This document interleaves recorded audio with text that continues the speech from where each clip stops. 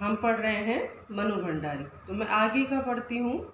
इतने वर्षों के अंतराल, अंतराल मतलब अंतर आने के बाद भी, अंतराल ने भी उनकी भाव भंगिमा भाषा किसी चीज को भी धुंधला नहीं किया था। धुंधला मतलब अविस्मृत कर देना, जो यादें हैं वो थोड़ी भूल जाना। और बिना किसी विशेष प्रयास के बड़े ही सहज भाव से वे उतरते चले गए। उसी समय के दास साहब अपने व्यक्तित्व की अभिव्यक्ति के लिए थोड़ी सी अनुकूल परिस्थितियां पाते ही महाभोज में इतने वर्षों के बाद कैसे एकाएक जीवित होते हो चले, यह मेरे स्वयं के लिए भी आश्चर्य का विषय था, एक सुखद आश्चर्य था। मनु भंडारी ने कहा है कि जो उनकी कहानियाँ उन्होंने लिखी, उनकी शुरुआती जो कहानियाँ थी, उनके जो पात्र थे वो किसके थे? उन्हीं के मोहल्ले के थे। तो ये जो महाभोज है, ये उपन्यास है किसका? मनु भंडारी का। तो वो उपन्यास महाभोज में जो उन्होंने कहा है ना कि दास साहब अपने व्यक्तित्व के अभिव्यक्ति के लिए थोड़ी सी अनुकूल परिस्थितियाँ पाते ही, मतलब उनके व्यक्तित्व की थोड़ी सी अनुकूल परिस्थितियाँ पाते ही, यानी उनको जो पात्र महाभोज में चाहिए था वैसा व्यक्तित्व और उसका जो अभिव्यक्ति थी वो किस में थी? दास साहब में। तो उन्होंने दास साहब को अपने महाभोज जो उपन्यास था उसका पात्र बनाया। यह मेरे लिए भी बड़ी आश्चर्य का विषय था और एक सुखद आश्चर्य भी।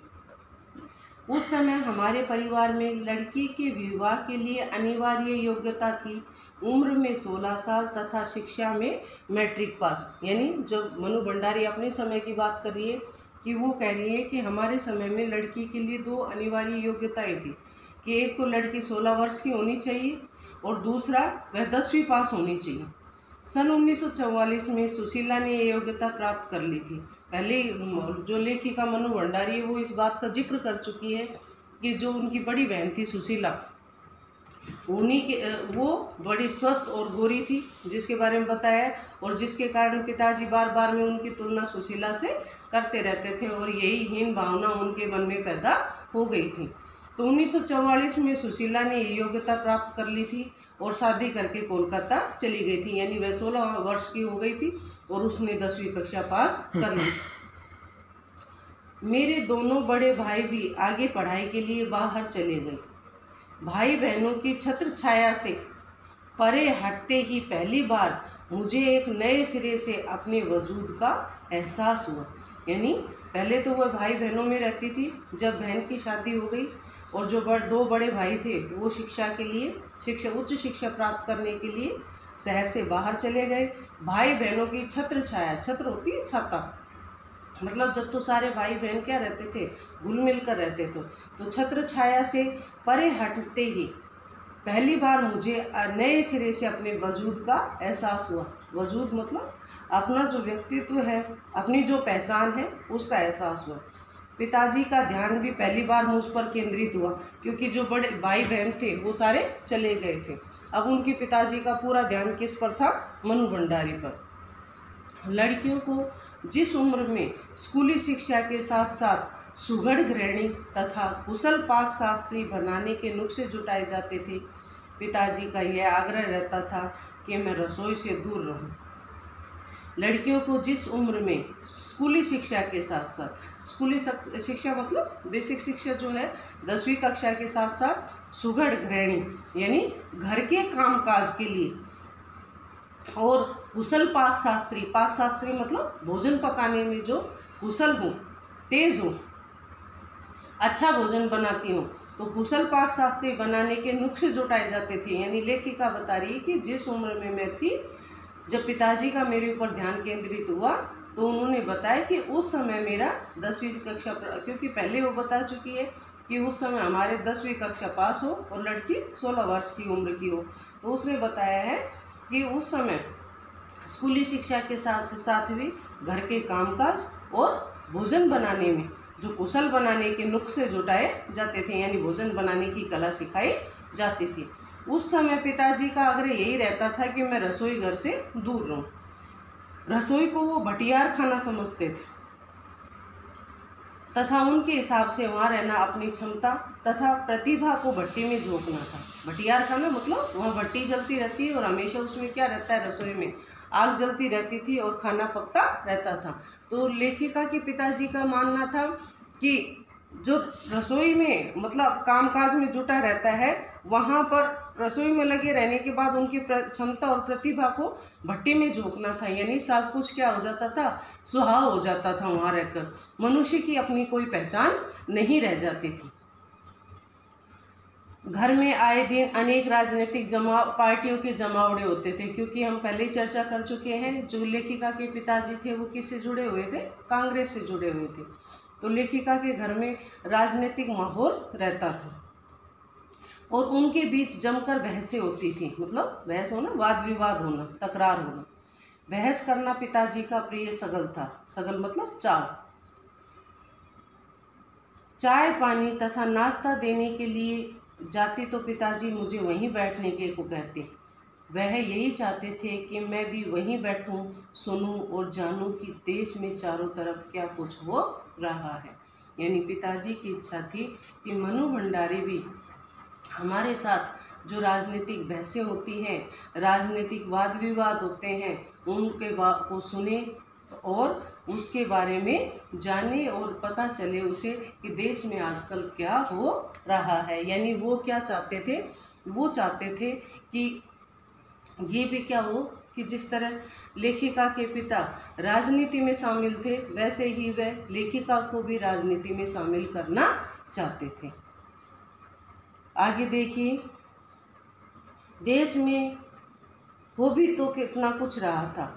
सन 1942 के आंदोलन के बाद से तो सारा देश जैसे फूल सा रहा था। यानी 1942 में भारत छोड़ो आंदोलन शुरू हो गया था। तो उसी आंदोलन की बात करते हुए कह रहे कि 1942 के आंदोलन में तो सारा देश जैसे फूल सा रहा था। यानी चारों तरफ नारेबाजी होना, रैलियाँ निकलना, हुड़दंग मचाना, ये सारा काम हो रहा था। किंतु विभिन्न राजनीतिक पार्टियों की नीतियाँ, उनके अपनी आपसी विरोध या मतभेद की तो मुझे दूर दूर तक कोई समझ नहीं थी। यानी वह राजनीति के बारे में कुछ भी नहीं जानती थी। क्रांतिकारियों तथा देशभक्त शहीदों के रोमानी आकर्षण, उनकी कुर्बानियों से जरूर मन आक्रांत रहता था। आक्रांत मतलब भयभीत, दुखी रहना। कि क्रांतिकारियों तथा देशभक्तों के रोमानी आकर्षण होता है मन को छू जाने वाला, रोमांच पैदा कर देने वाला। उनकी कुर्बानियों को इससे जरूर मन आक्रांत रहता था, भयभीत रहता था। अतः 10वीं कक्षा तक तो यह आलम था कि बिना किसी खास समझ के घर में होने वाली बहसें सुनती थी। यानी 10वीं कक्षा तक तो कुछ खास राजनीति के बारे में ज्ञान नहीं था। सिर्फ वो क्या करती थी कि वो जो वाद विवाद होता था उसको सुन लेती थी तथा बिना चुनाव किए, बिना लेखक की अहमियत से परिचित हुए किताबें भी पढ़ती थी। किंतु सन 1945 में जैसे ही मैं 10वीं कक्षा करके फर्स्ट ईयर में आई तो हिंदी की प्राध्यापिका सुश्री शीला अग्रवाल से मेरा परिचय हुआ। कि जैसे उन्होंने 10वीं कक्षा पास की और वो फर्स्ट ईयर में आई तो उनका परिचय हिंदी की जो प्राध्यापिका थी, प्राध्यापिका किस में होती है, लेक्चरर जो होती हैं, उनसे उनका परिचय हुआ। सावित्री गर्ल्स हाई स्कूल, जहाँ मैंने ककहरा मतलब कैसे जो वर्णमाला होती है उसे सीखा था। वह 1 वर्ष पहले ही कॉलेज बना था। यानी जहाँ से उन्होंने अपनी मूल रूप से बेसिक शिक्षा, जहाँ से शिक्षा की शुरुआत की थी, वह सावित्री गर्ल्स हाई स्कूल इसमें परिवर्तित हो गया था, कॉलेज बन गया था। और वे इसी वर्ष इसमें नियुक्त हुई थी। कौन, किसकी बात चल रही है, शीला अग्रवाल की। उन्होंने बाकायदा साहित्य की दुनिया में मेरा प्रवेश करवाया, केवल पढ़ने को चुनाव करके पढ़ने में बदला। कि लेखिका पहले क्या करती थी कि बिना लेखक की जान पहचान के, बिना सोचे समझे किताबों का चुनाव करती और उन्हें पढ़ लेती थी। अब लेखिका का जब परिचय शीला अग्रवाल से हुआ तो उन्होंने बताया केवल पढ़ने को, सिर्फ रुचि से जो मैं पढ़ लेती थी, उनको क्या किया कि पहले चुनाव करके पढ़ने की किन अच्छे अच्छे लेखकों की किताबों को हमें पढ़ना चाहिए।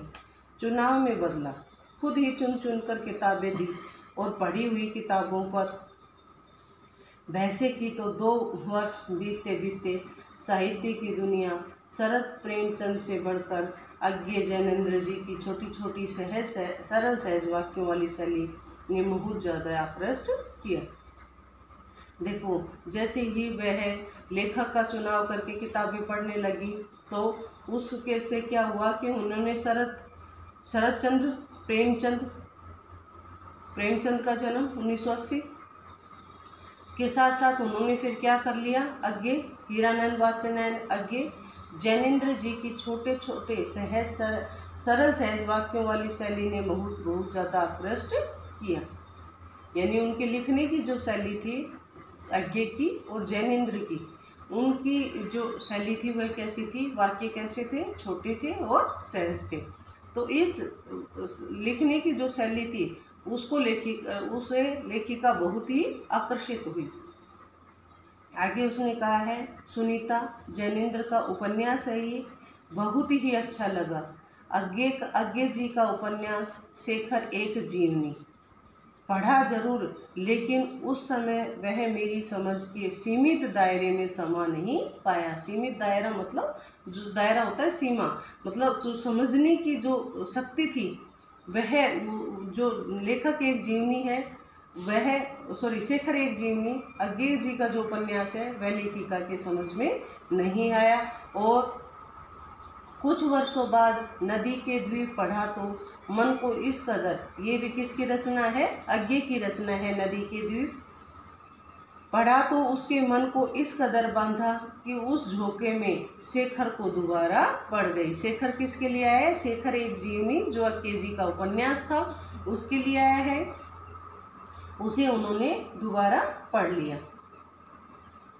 इस बार कुछ समझ के साथ, यानी पहली बार जब शेखर एक जीवनी उन्होंने पढ़ा था तो वो उन्हें समझ में नहीं आया था। अब की बार जब उन्होंने पढ़ा तो उसे एक समझ के साथ पढ़ा, उन्हें अच्छा लगा और वह समझ में आने लगा। आगे देखिए,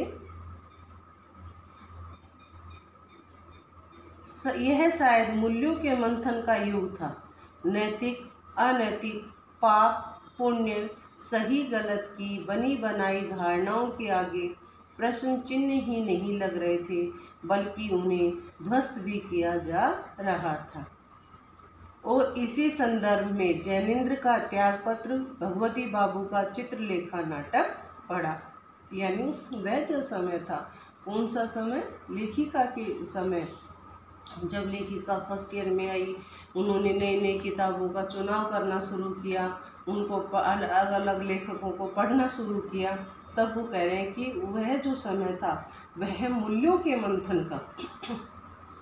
मूल्य क्या होते हैं, जो नैतिक मूल्य होते हैं, जो नीति परक जो होते हैं, जहाँ हमें नैतिक और आध्यात्मिक मूल्य जो होते हैं, तो नैतिक मूल्यों का विकास करने का युग था, मंथन, उस पर विचार करने का युग था कि क्या नीति के अनुसार है। नैतिक होता है नीति प्लस एक क्या बनता है, नैतिक। तो नीति क्या तो नैतिक है और क्या अनैतिक, पाप पुण्य, सही गलत से बनी बनाई धारणाओं के आगे प्रश्न चिन्ह ही नहीं लग रहे थे कि जो रूढ़िवादी परंपराएं उनको हटाया जा रहा था इस युग में, बल्कि उन्हें ध्वस्त किया जा रहा था। ध्वस्त किया जाना, नष्ट किया जाना। और इसी संदर्भ में जैनेन्द्र का जो नाटक है त्यागपत्र, और भगवती बाबू का जो चित्रलेखा नाटक था वो भी किसने पढ़ा, लेखिका ने। और शीला अग्रवाल के साथ लंबी लंबी बहसें करते हुए अपनी उम्र में जितना समझ सकती थी उतना समझा। यहाँ पर लेखिका ने शीला अग्रवाल से अपने कॉलेज समय में, कॉलेज के टाइम में जब लेखिका का परिचय शीला अग्रवाल से हुआ, तो शीला अग्रवाल ने जो लेखिका बिना लेखक का चुनाव किए ही जो पुस्तक सामने आ जाती थी उसी को पढ़ लेती थी, उसको हटाकर पहले चुनाव करके पढ़ने के लिए क्या किया, अग्रसर किया, वहाँ पर उन्हें मार्ग दिखाया। इससे लेखिका ने क्या किया कि प्रेमचंद से लेकर आगे जैनेन्द्र, भगवती बाबू और इनके सारे उपन्यासों और नाटकों को पढ़ा। शीला अग्रवाल ने साहित्य का दायरा ही नहीं बढ़ाया, वरन घर की चार दीवारी के बीच बैठकर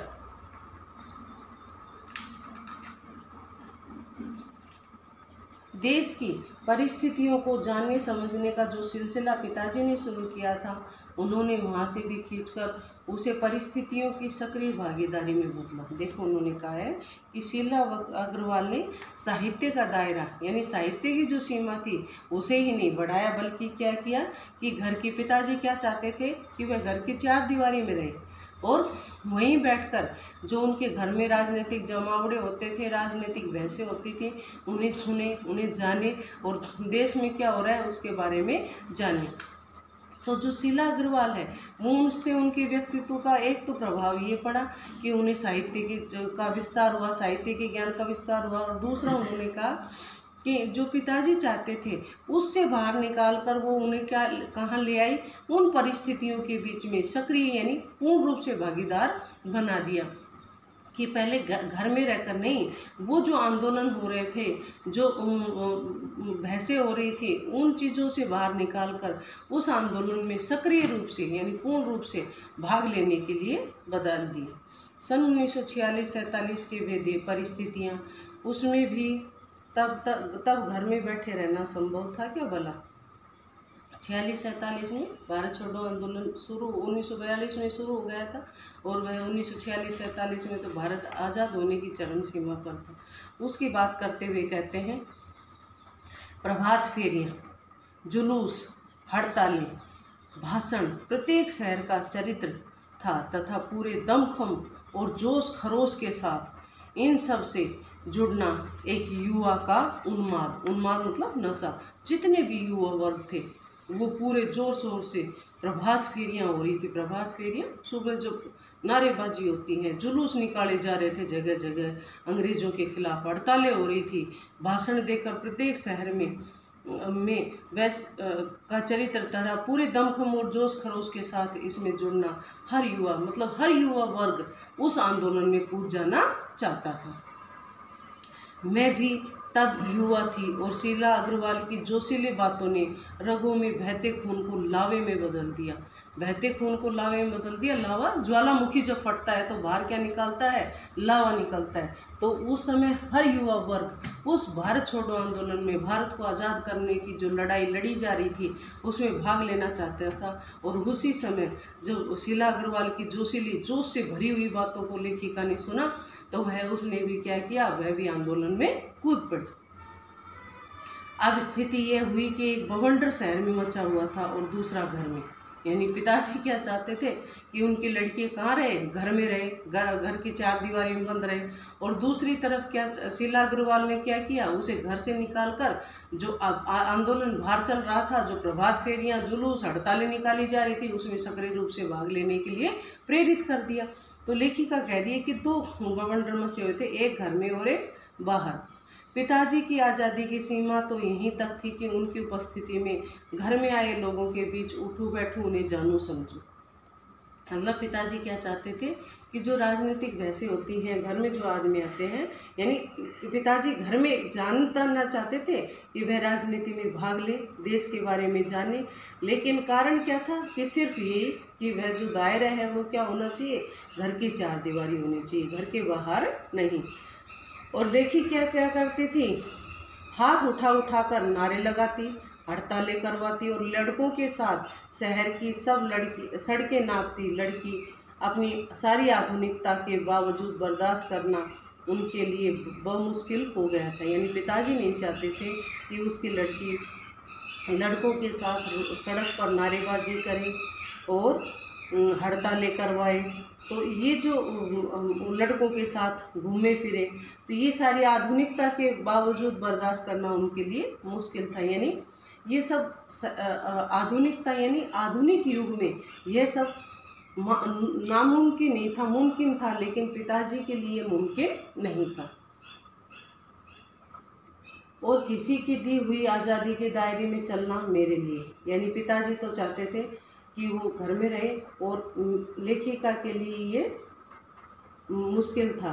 जब रगों में खून की जगह लावा बहता हो तो सारे निषेध, सारी वर्जनाएं और सारा डर कैसे ध्वस्त हो जाता है, ये तभी जाना तथा अपने क्रोध को सबको थरथरा देने वाले पिताजी से जो टक्कर लेने का सिलसिला शुरू हुआ था, वह राजेंद्र से शादी की तब तक भी वह चलता रहा। देखो, यह तभी जाना, कब जाना, जब लेखिका ने घर की चार दीवारी को लांघकर लड़कों के साथ जुलूस निकाले, हड़तालें की, प्रभात फेरियां निकाली, यानी वह स्वतंत्रता आंदोलन में पूर्ण रूप से कूद पड़ी। तो उन्होंने कहा कि यह तभी जाना तथा अपने क्रोध से, पिताजी का स्वभाव कैसा था, क्रोधी और अहमवादी, तो उनके क्रोध के सामने सारे भाई बहन, यहाँ तक कि उसकी माँ भी कप आ जाती थी। तो पिताजी से टक्कर लेने का सिलसिला वहाँ तभी शुरू हो जाता है जब वह शीला अग्रवाल की जोशीली बातों को सुनकर अपनी घर की चार दीवारी को लांघकर पूर्ण रूप से, सक्रिय रूप से भागीदार बन जाती है। स्वतंत्रता आंदोलन में भाग लेने के लिए जब अपनी भागीदारी दिखाती है, तो कह रही है कि ये जो सिलसिला है वह राजेंद्र की से शादी की, लेखिका का जो विवाह है वह राजेंद्र यादव से हुआ था, जो स्वयं एक लेखक है, तब तक भी चलता ही रहा। यश कामना कहूँ, कामना बल्कि ये कहूँ कि यश लिप्सा पिताजी की सबसे बड़ी कमजोरी थी। यश लिप्सा मतलब नाम का पाना, और क्योंकि इसी कारण देखो उन्होंने बताया है कि जो विलासिता भरा जीवन वो जीते थे, वो जो इच्छाएं थी वो पूर्ण नहीं हुई थी, जिसके के कारण आर्थिक परिस्थितियों के कारण भी उनकी जो रईसी आदतें थी वो कम नहीं हुई थी। वो सिर्फ धन कमाना, नाम कमाना जानते थे, और उन्हीं कमजोरियों के कारण वो आर्थिक झटके के बाद भी उभर नहीं पाए थे, और उनके जीवन की धुरी था यह सिद्धांत कि प्रत्येक व्यक्ति को कुछ विशिष्ट बनकर जीना चाहिए। विशिष्ट मतलब अलग, कुछ ऐसे काम करके दिखाने चाहिए कि समाज में उनका नाम रोशन हो, सम्मान हो, प्रतिष्ठा हो, वर्चस्व हो। वर्चस्व मतलब दबदबा होना चाहिए उस व्यक्ति का समाज में।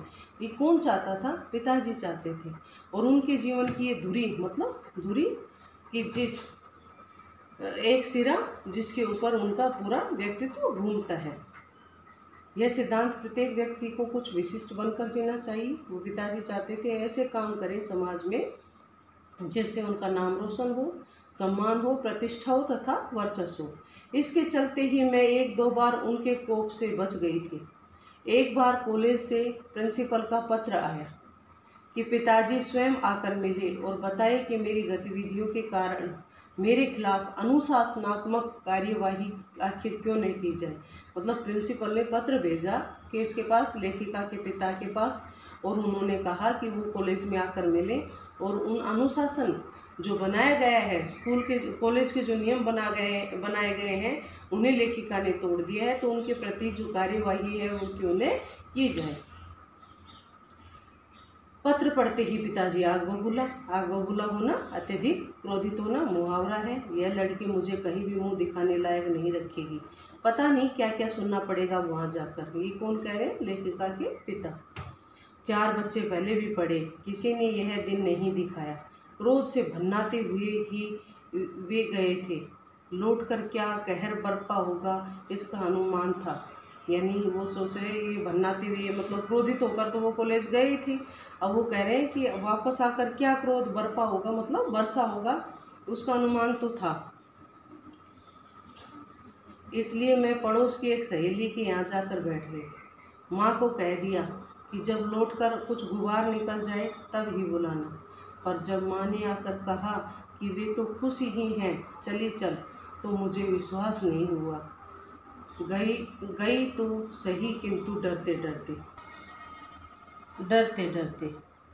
आगे है, सारे कॉलेज की लड़कियों पर इतना ज़्यादा रोब है तेरा। सारा कॉलेज तुम 3 लड़कियों के इशारे पर चल रहा है। यानी लेखिका सोच रही थी कि जब प्रिंसिपल का पत्र आया तो पिताजी ने जब उस पत्र को पढ़ा तो वे बहुत अधिक क्रोधित हो गए, और उनके क्रोध से बचने के लिए लेखिका पड़ोस में अपनी सहेली के घर जाकर बैठ गई। जब माँ ने कहा कि नहीं चल, वो तो खुश हैं, पिताजी ने ऐसा क्रोध यहाँ पर आकर किसी तरह का कोई गुस्सा, वापस घर आकर कोई गुस्सा नहीं दिखाया, वो तो खुश है। तो लेखिका को विश्वास नहीं हुआ। वह घर तो गई लेकिन तब भी क्या मन चल रहा था, मन में डर चल रहा था। लेखिका के पिताजी ने कहा कि सारे कॉलेज की लड़कियों पर इतना ज़्यादा रोब है तेरा, यानी दबदबा है, पूरा चलता है, सारी बातें मानती हैं लड़कियां, तेरा सारा कॉलेज तुम 3 लड़कियों के इशारे पर चलता है, एक तो लेखिका और 2 और लड़कियां। प्रिंसिपल बहुत परेशान थी और बार बार यही आग्रह कर रही थी कि मैं तुझे घर बैठा लूँ, क्योंकि वे लोग किसी तरह डरा धमका कर डांट डपट कर लड़कियों को क्लासों में भेजते हैं, क्योंकि गर्ल्स कॉलेज था तो वहाँ पर उसी की बात हो रही है।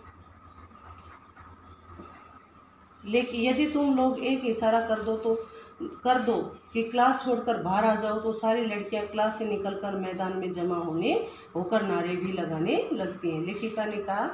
लेखिका के पिताजी ने कहा कि भाई तुम 3 लड़कियों का कॉलेज में इतना दबदबा है कि तुम्हारे एक इशारे पर सारी लड़कियां क्लासरूम छोड़कर बाहर आ जाती हैं। तो लेखिका जो कॉलेज की प्रिंसिपल है उसने ये उसके पिताजी से आग्रह किया है कि लेखिका यानी मनु भंडारी को आप घर पर ही रखें, जब ये लड़कियां नहीं होती हैं तो हम डरा धमका कर लड़कियों को वापस क्लासरूम में भेज देते हैं।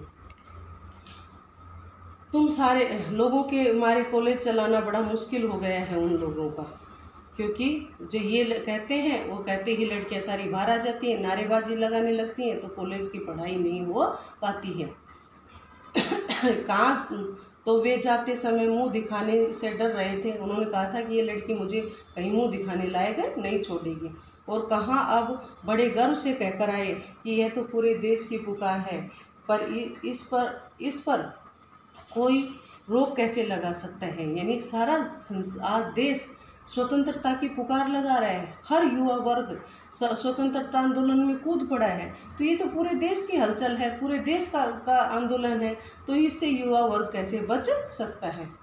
मेरे बेहद गदगद स्वर में पिताजी ये सब सुनाते रहे और मैं आवाक मतलब सुन्न रह जाना। हाँ, मुझे न तो अपनी आंखों पर विश्वास हो रहा था और न अपने कानों पर यह थी एक सच्चाई कि लेखिका को जो पिताजी इस तरह की बातें कर रहे थे, तो लेखिका को अपने ऊपर आवाक रह जाना मतलब दंग रह जाना, तो हक्का बक्का रह जाना। तो लेखिका जब ये बात सुन रही थी तो उसे ना अपने कानों पर विश्वास हो रहा था और न अपनी आंखों पर, लेकिन ये क्या थी, सच्चाई थी कि पिताजी ने बड़े गर्व से कहा था कि ये तो पूरे देश की पुकार है, इसे कोई कैसे रोक सकता है। थैंक